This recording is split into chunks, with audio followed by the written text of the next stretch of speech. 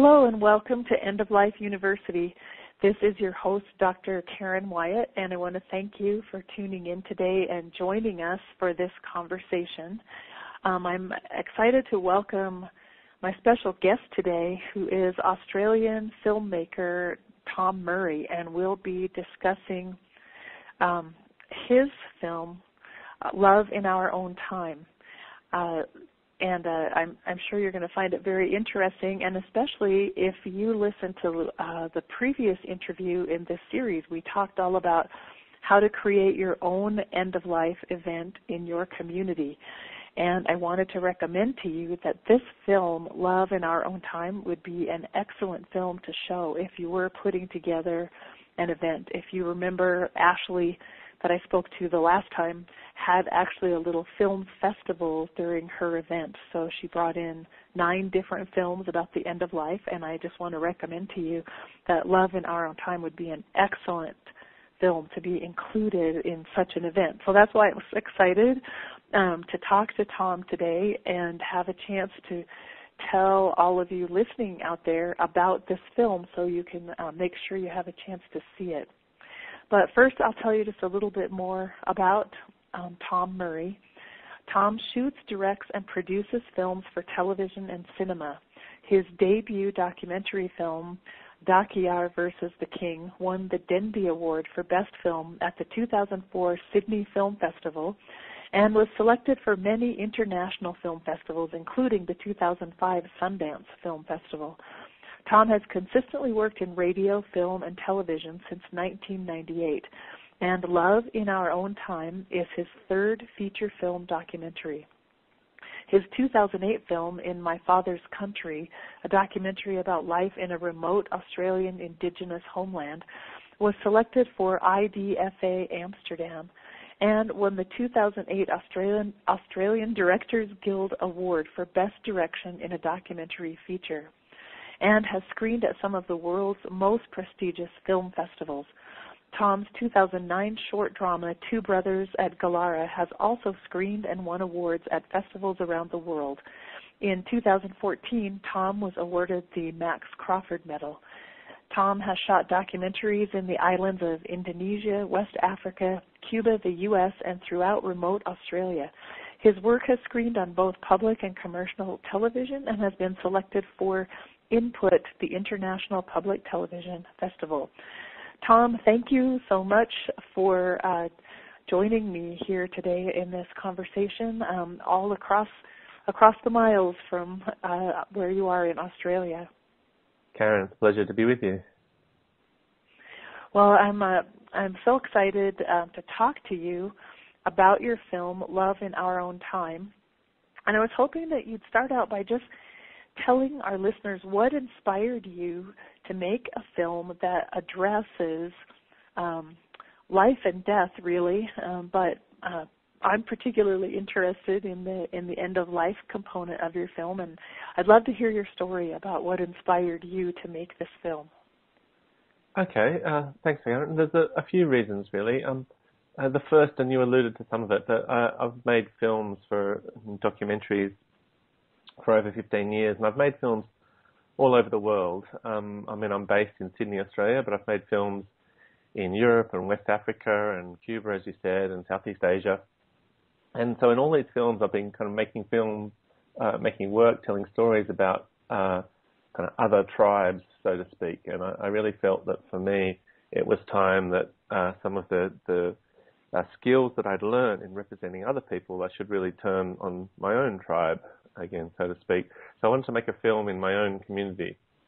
And at the time I was thinking about these things, I was experiencing my grandparents who were dying, and I'd just been going back and forth, commuting really between northeast Arnhem Land, which is an area at the very north of Australia. The closest city is Darwin, which is 800 kilometres away, so it's very remote in the north of Australia. And I've been working with an Aboriginal group called the Yolngu people, and I was moving between Sydney, where my grandparents were dying, and working in northeast Arnhem Land, and I became aware of some what I thought were significant cultural differences between how Yolngu Aboriginal people related to the end of life and the way that we did in my kind of Anglo-Saxon urban Sydney life. So these things combined, and I decided that it would be a pretty strong subject for a film to be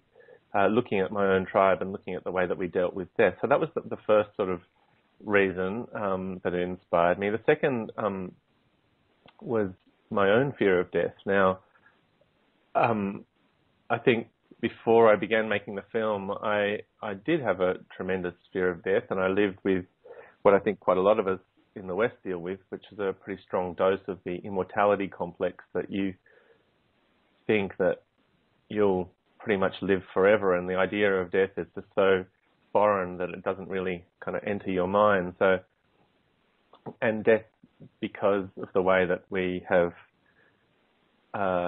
in many ways shielded it from the main experience of living, it does provoke a lot of fear. So I certainly had a lot of fear of death.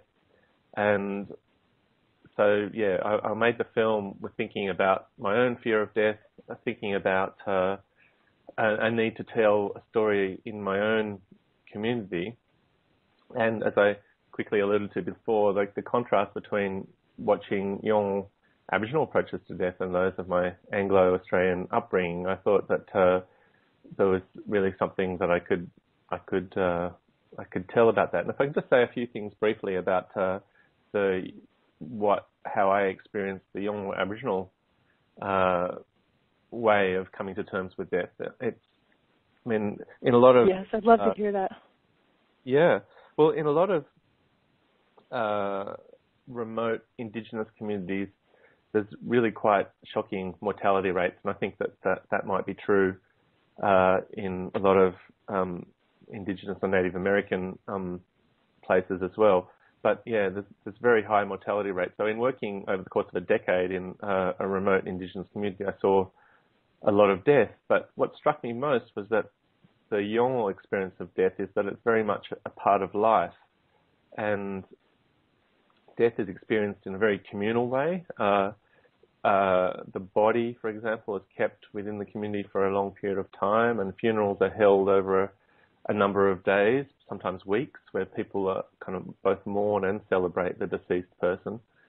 And there's one other ceremony that I think is also in Aboriginal communities, in Yolngu Aboriginal communities, that's related to this, and they have what is called well, I think roughly translated, my rough translation is like a testimonial. So someone who, particularly in the north where they have a monsoon, people can't move around much during the wet season. So I think that's one of the reasons why this ceremony has developed, and people who maybe won't last until the next dry season have this testimonial where it's kind of a mutual obligation where people celebrate the person who's likely to die, and the person who's likely to die generally older and celebrated, and people from leadership roles, and it's their obligation to also transfer a lot of information and ideas and social and ceremonial and local knowledge over to other people. So there's this kind of two-way transfer, and it's a celebration of life on both sides. And the thing that this most makes you think of is that in Yolngu ceremony, the death and the upcoming approaching death is not seen as a rupture from life, I think, in the way that we often think about it, but it's death is just part of a much larger cycle of life, and that information is cycled, and life force is cycled. It goes back into nature, and I think in a way in a lot of Indigenous American culture there's an idea of a web of life and a cycling of life. And so these things and this very different way of thinking about death as part of an ongoing sense of life rather than a rupture of life, it made me think about the way that we view death and the way that I viewed death. So those are kind of really the three inspiring ideas for me behind the film. Like, I needed to work in my own tribe, my own fear of death, and this very kind of deep way of thinking about death that I was inspired by from Yolngu communities. Oh, I love that's just beautiful, your depiction of that testimonial ceremony in the, I'm not sure how to pronounce that, I can pronounce the name, but the Aboriginal tribe. I love that idea of celebrating the life of one of the elders who will likely not make it through the next season, and then also gathering all the wisdom that person, getting, having the transmission of all that wisdom and knowledge from life from the elder. And I feel like that's something, at least here in U.S. society, it's so missing. I really feel like we fail to take advantage of our elders and everything that they have learned and know about life, because we really just overlook them in so many ways. It's so true, isn't it, Karen? Like watching my grandparents sort of die in old people's homes, we call them here, so aged care facilities, and you become aware that there's these people with these incredible life experiences.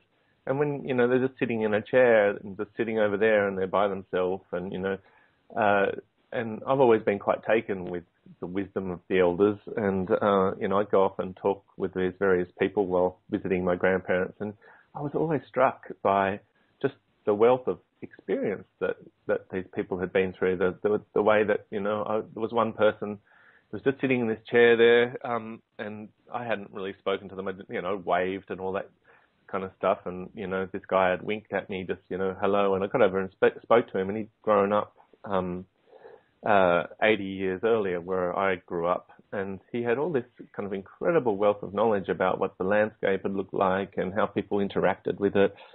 And I just thought then, what a waste. Why is this person not kind of in the schools and telling other young people about what country looked like and all this? And that's just within a kind of a frame of this man that grew up in white society in this place, and that's one of the things that the young Aboriginal people really, really understand. It's that knowledge really is power and is wisdom and is worthwhile to be passed on. So that ceremony that I was talking about, like I've mentioned that to a few people over time, and there's a lot of people that have taken it on and thought, yeah, well, that's what we really, we have to do that, like a friend or a relative or that is dying of cancer or is really having to face up to their own imminent mortality and death, and have a celebration for this person where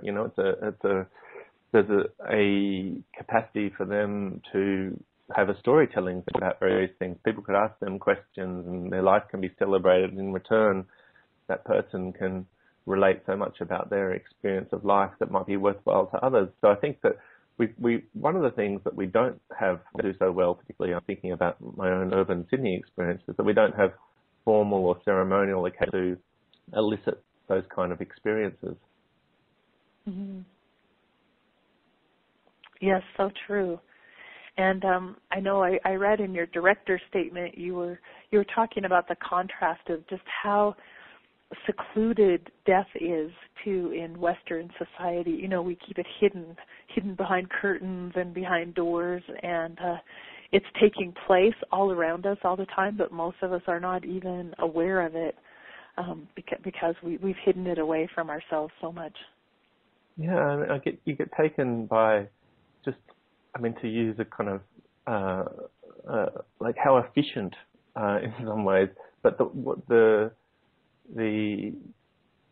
problematic of that efficiency is that we're shielded from all of this that's so important in helping us dialogue around what death is and what it means, and the fact that it is that life in the face of death is a much richer experience. When you realize that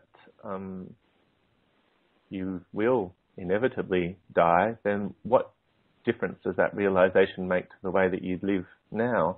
One of the things that is throughout the film that you might remember from having seen it is that was the metaphor of the window, and there's a lot of windows in the film, and one of the things that people talk about, particularly those that have been diagnosed with a terminal illness, is that they go through ups and downs, and there's windows of kind of good health in amongst the very poor health, and those windows should be celebrated. But how do we live, or how can we live differently if we understand that metaphor of the window in a kind of broader context, that we're in the window right now? Like, there is an imminent death now. When we understand that, how differently might we live, or can we live, or do we live? And that's one of the things that I think that I learned a little bit about living in an Indigenous community, that you can see death all around, and you have very much lived with an awareness that that there will be death, but that in a longer cycle of living.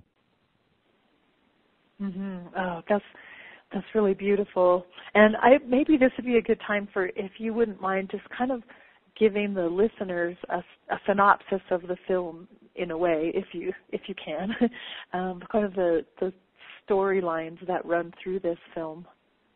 Yeah, no problem. The film, and we have two versions of it, just depending on how people, what time they've got. Got a 90-minute version of the film and a 56-minute version of the film. And in both versions, really the film follows the story of individuals and families in contemporary, modern, urban Sydney society that are coming to terms with life's most significant moments, birth and death. And we've talked a lot about the death side, but there's also quite a few births in the film. And it was important for me to put birth in because both birth and death are really the context within which we live. They're the ultimate kind of life frames. So the film examines the experience of ordinary Australian families in order to illustrate the immensity of what it is to exist. And it focuses on how love manifests in particular throughout our life, from the time that life begins until the time that it ends. And it was important for me to put these things into the context of love, because really in making the film, that was one of the key things that I learned, that love manifests all throughout each of these moments. And the films, I think, and I hope you agree, Karen, that's an intimate film, and it's very moving. And we've described it as a journey to the heart of what it is to be human, which inevitably is a journey that calls all of us to pause for a moment and think about the lives that we're leading right now. So I think that's pretty much a synopsis of the film. There's about 7 families that we follow throughout the film, some who have a relative who's incoming, a birth, and some a relative who's just about to leave us. And so both in the beginning of life and the ending of life. And I think that in showing them up against each other, I think there's a lot of similarities. I remember reading in the research that I was doing about this film, a woman who was talking about watching her father who was dying, and she said it was like he was being born again, or being born but in a different way. There's certain kind of things that in life that's particularly towards the end of life, and you look at things that are slowly sort of dissolving and changing shape, and it's a way of coming to terms with someone whose life is coming to an end, but there's something also, if you look at it in the right lens, sort of glorious about that experience, as there is about birth. So we tried to juxtapose the two in order to make people think about the context within which we live. Oh, and that juxtaposition works so well as a reminder of these transitions that bookend our lives, the transition into human life and human form, and the transition out of it again at the end of life. And I totally agree.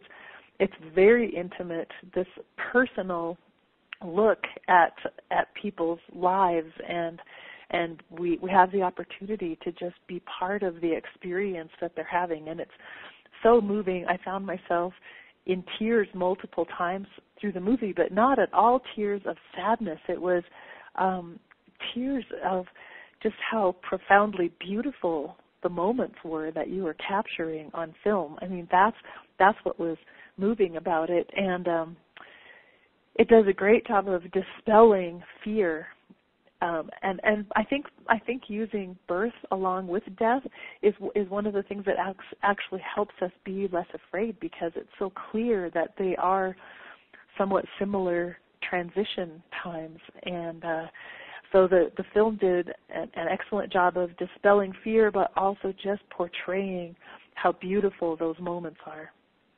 Yeah, I'm glad you said that, because that really was one of the things that we hoped in making the film, that we would, that would be one of the kind of take-homes for viewers, that I think that in general, as humans, as people in the world, we fear what we least know, which gets back to that earlier point about how efficient we have often become in hiding death away. And I think one of the results of that is that we've got an increased amount of anxiety in society about what death is.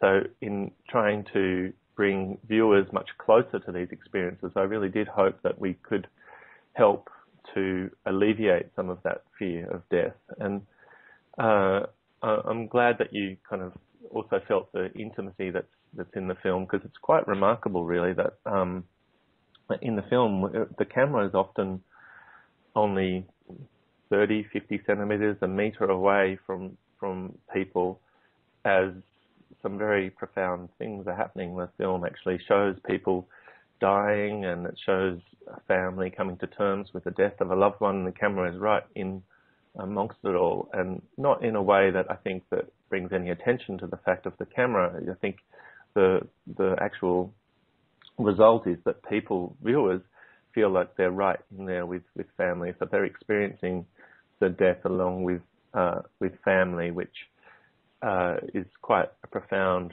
thing to do. And I'm thankful that a lot of the subjects of the film, all of the subjects of the film, were so comfortable with us being in there and able to film these very intimate, moving life moments. Yes, and I was wondering about that, how difficult it was to find subjects who were willing to be filmed, including because you also show childbirth and very intimately as well. So I was just wondering if it was difficult to find subjects for the film. No, strangely enough, no, it wasn't. I thought before making the film that it might be quite challenging and difficult, and I did a lot of research onto different hospitals and hospices, and I think one of the stars of the film is the palliative care doctor, a man called Dr. Frank Brennan, and I met him, and I just thought his way of dealing with people was so sensitive and beautiful, really, and so I followed him around this hospice that he worked in, and just met a whole lot of people and talked with them and hung out with them for a period of days. And just about everyone, after a very short period of time, felt quite comfortable with me and with the idea of the film. And I think when we experience something as profound and confusing as the death of a loved one, or the imminent death of a loved one, then having someone like myself who I think in some ways I allowed people to appreciate that this was something that was really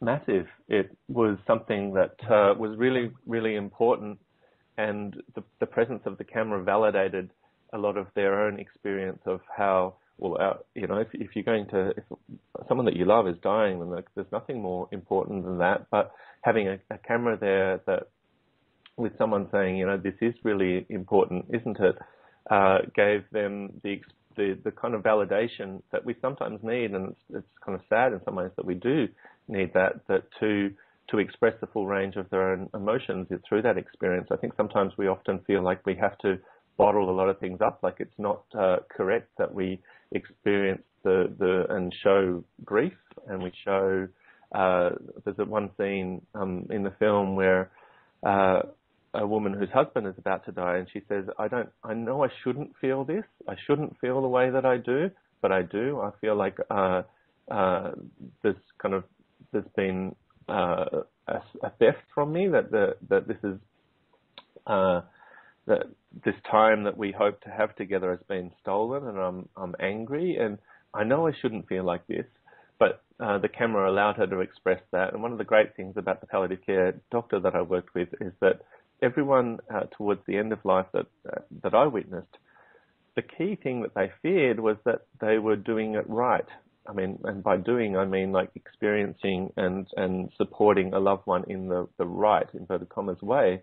And the doctor basically just allowed people, just reflected that back and said, look, the way that you're feeling is exactly the way that you should be feeling, that you are going through something that's deep and traumatic, and the feelings that you're having are normal feelings, and that you are doing it right. And that was actually one of the key things for me. I was a little surprised that even during this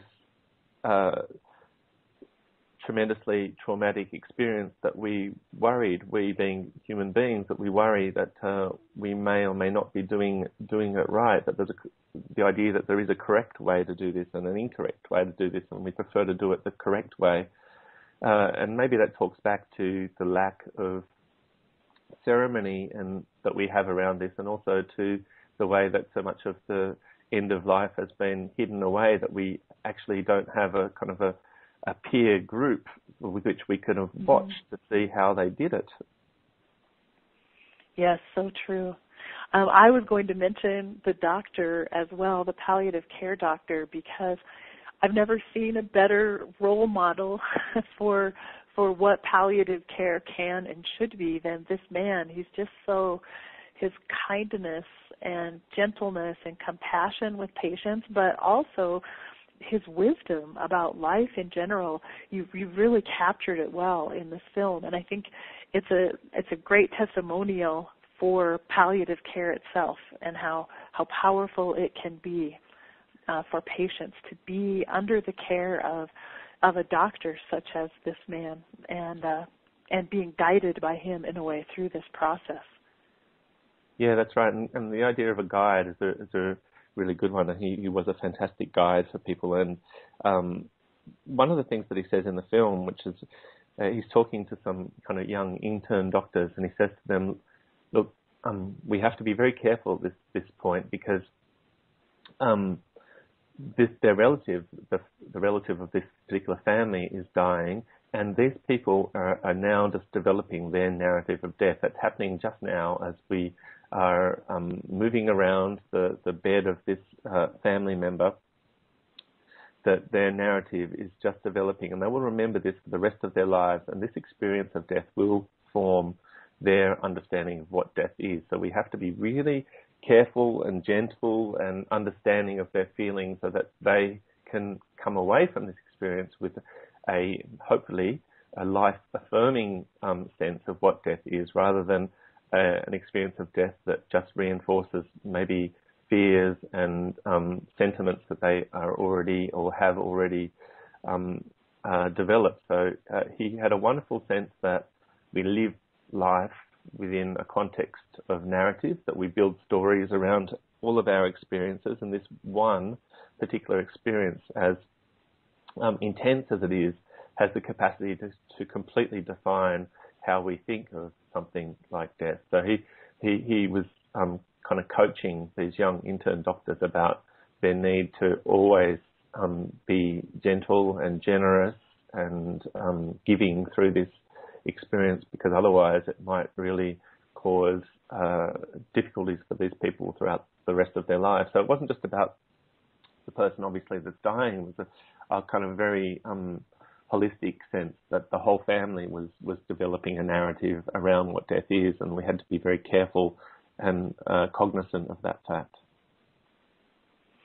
Well, that sentiment, that talk he gave to the interns in the movie, that's something that I wish every single medical student and even nursing student as well could hear, about the importance of how we healthcare providers approach death and dying and the impact that it has not just on the patient but on all of their relatives and loved ones who are gathered around, and that we need to hold that as our sacred responsibility in a way to help people with the process and to do it in the most loving and caring manner that we possibly can.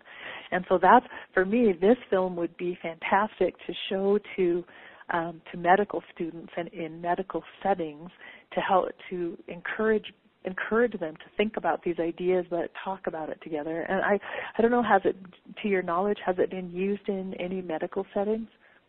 Yeah, it has actually. There's a whole lot of palliative care organisations that have picked the film up, and it's also been used in university context. There's quite a few universities here in Australia, and one, the University of New South Wales in particular, and others that have picked the film up to use within their faculty of medicine to help young doctors in the very way that you're describing, so that people really understand that how significant it is to deal with both the patient and their families, and to do so in a kind of compassionate and holistic manner. So it has been picked up in medical context for that very purpose, which is great.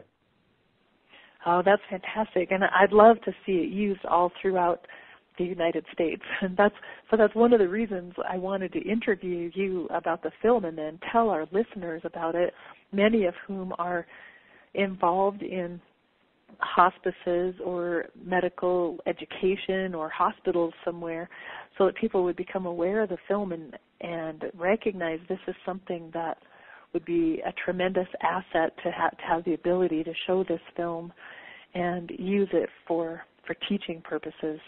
So I'm glad to hear it's being used in Australia so extensively. Yeah, and it would be great for us to get the film into the States, because I think, the issues, as you've outlined too, are very similar between our two nations, and I think that the film really could be a very useful tool for people in medical and other settings throughout the United States. Absolutely. Mm-hmm.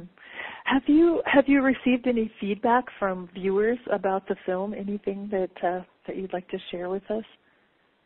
Yeah, there's been a lot of great feedback about the film, and some medical health professionals talking about some of the things that you were talking about, that the film condensed a lot of their understandings of the role of medical professionals at end of life periods. So there's been a lot of responses from medical professionals. But one of the most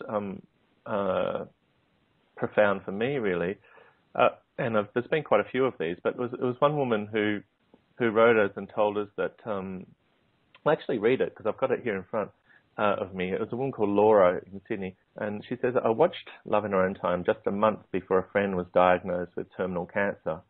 The film prepared me for discussing death with my friend and his wife, as well as helping me to understand and process my own feelings of grief.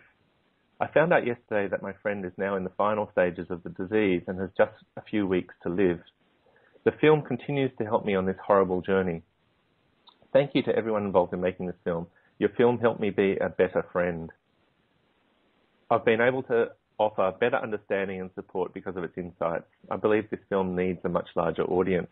But the thing that gets me most about that is that, it's so wonderful as a filmmaker to think that your film could help somebody become a better friend to someone in that who's going through that experience. So that's one, but there's been a lot along those lines of people that have written to us and said that insights in the film helped them deal with something that had come up in their life that was relevant. That's so sweet, and I can imagine how good that makes you feel to hear that. And really, the film it portrays death from many different perspectives. So whether you are a care provider or a nurse, working in a facility, or you are the spouse of someone who's dying, or a child, or a friend, or the dying patient, him or herself, you can learn through the film how it feels to be in each one of those positions. Because the film is such an intimate portrayal, you really experience it yourself, but you experience each person going through their own process of this death in the film. And so it's very instructive to help, like those of us who are care providers, it helps us understand what the family is feeling and what the patient is processing and going through, and in the private moments that they have with their loved ones, the things that they talk about. And it's very poignant to get a glimpse of that for those of us who are care providers who sometimes that's what's missing to us. We don't get to be involved sometimes in those conversations. Yeah, that's great. And I think there is, all through the film, there's lots of moments because it is very intimate. Like the camera really is close to all of these people, and you feel after a short period of time that you're going through these experiences with them. And one of the things that in the film that kind of most spoke to me, because I was explaining that I had a terrible anxiety about death, and there's one scene in the film with this man called Wally, who's he's not in the film a particularly great deal because the window for him really had closed in some ways before I started making the film. He was just a man that was lying on a bed. But then this quite remarkable thing happened. And it's just one of those things that if you wrote it, you might almost disbelieve it because it was too perfect. There was this incredible storm, and that the hospice was perched quite high on this cliff, and it looked down over the water, a place called Botany Bay, which is actually the first place that Europeans found in Sydney when they came, and it was perched over Botany Bay, looking down, and there was this rainstorm that came over, and it was quite a short rainstorm, and there was this big rainbow that followed it. And the rainbow it's one of these things that we all stop when we see a rainbow and have a look, and there's the old story about a pot of gold being at the end of the rainbow. And I filmed all these different people in the hospice that were all looking at the rainbow and thinking, at least so much as I thought, that they were thinking about what their pot of gold might be. And there's a wonderful woman called Nolene in the film who is out on the balcony smoking a cigarette. She was is one of these really wonderful women who just continued and saw the bright side of everything pretty much, and she saw the rainbow was really telling her something about the future that was joyous. And I went around, and each of these people who are the characters that are in the film had experienced this rainbow in different ways. And this guy Wally, who'd been not very conscious throughout a lot of the filming, and I've been talking here about a matter of weeks of filming, and just at this time as the rainbow, he kind of came back, and all the family was all around him because they'd been told that he was going to die within a matter of hours or days, and family should all come. This might be their last chance, and this guy just sort of came back to life in some ways, and he'd been a police prosecutor, in court, so he'd been a good orator in his time. And when he came back, he gave this wonderful speech about how he'd never been a man that had faith. He'd never gone to church, and he didn't have much faith. But now, with the experience that he had, which was having been a few weeks just really on death's doorstep, he'd experienced hope, and he had this hope in his breast. He said he called it hope in my heart, hope in my breast. And his own experience of being so close to death and then coming back with this wonderful sense of hope. And he didn't know what that hope was directed for. He hoped that it was a future after he died where he would meet up with his partner, but he didn't really know. But he just kind of came back with this sentiment of hope. And that one scene, his one speech, I found very moving. It was an incredible thing to film, but it really touched me because it made me think that, death wasn't so frightening. That for a man to have been so close to it and come back with a real sense of hope gave me hope, really. So that was one thing in the film that spoke to me, but there's different moments all through the film that speak to audiences in different ways, and lots of people have written to me about particular scenes or particular experiences that have been in the film that have really spoken to them. Oh, yes, I remember that scene so clearly. That was very beautiful and very touching. And you've woven these scenes together of various families, and including childbirth and families experiencing that with really beautiful footage of, I assume it's around Sydney, and birds in the sky. I'm trying to think of some of the other scenes, but it's so lovely. The film itself, it's very beautifully and artistically done, the way that you've woven everything together, and it has such a nice flow to it. It's very comfortable to flow from one scene to the next, and it's a very pleasing and appealing to watch. Yeah, thanks for saying that. I mean, one of the things that's really important in making a film that is, I mean, it's essentially about death and it's about love and it's about life, but because that we have, as a kind of greater contemporary, particularly urban societies, we have a real fear of death, and it's been a problem actually in getting this film out into a whole lot of film festivals, that people really don't want to deal with death as an issue, and I'm sure you're well aware of this with the work that you do. It's not something that we want to talk about, so it was important for me as a filmmaker to make this film as accessible as possible to allow people to have a way into these subjects. So I wanted to make it beautiful, and I wanted to make it spiritual, and it's spiritual, I think, in a way that is not, denominational. It's spiritual in a way that it just celebrates the fact of life and the life in all of its kind of context. So it was all of those were very important to me to try to make this film an experience that an ordinary cinema-going person that might not necessarily want to have a conversation about death or dying or end of life or what life means, that they might be able to happen upon this film and really get something out of it. I mean, in some ways, I think of it a little bit like a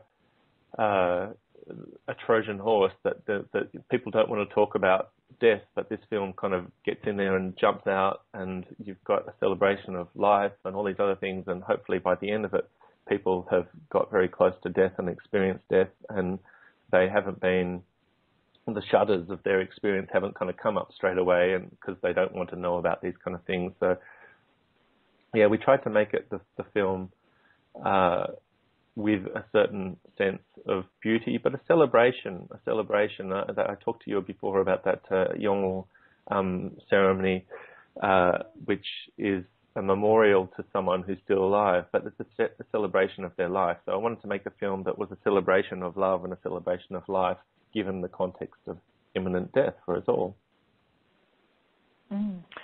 Well, you have definitely succeeded in that, I believe, with love in our own time. And I wanted to say, much like the doctor admonishing his interns to take care with how they deal with death, because it will have an impact on these family members for the rest of their lives, I see that almost as something you have taken into consideration as a filmmaker, to take great care with how you portray death and how you show it to the viewers, so that it has an uplifting and inspiring impact on them, and allays fear and doesn't at all increase anyone's fear or anyone's discomfort. And so I'm so impressed with the entire movie and the work that you put into it to make it such a beautiful piece. Yeah, thank you for saying that. I think one of the people have asked me, having kind of made the film, and we've got lots of ideas about maybe what a good death is, and what do I think a good death is, given the context of making this film. And kind of in broad answer to, or response to what you've just said, I think that really what Dr. Frank Brennan is talking about in his discussion with interns, and what I like to think the film is talking about, is the idea of grace. Now, I think that's a beautiful concept, but to me, what it means is that it's a kind of a sense and appreciation of love and connection, and so an affirmation of what life is given the context of death. And I think what Frank is talking about is that we really have to be graceful about how we deal with people and with families at this particular time. And I'd like to think that the film is graceful. Yes, I think that's a perfect word to describe the film, graceful. Mm.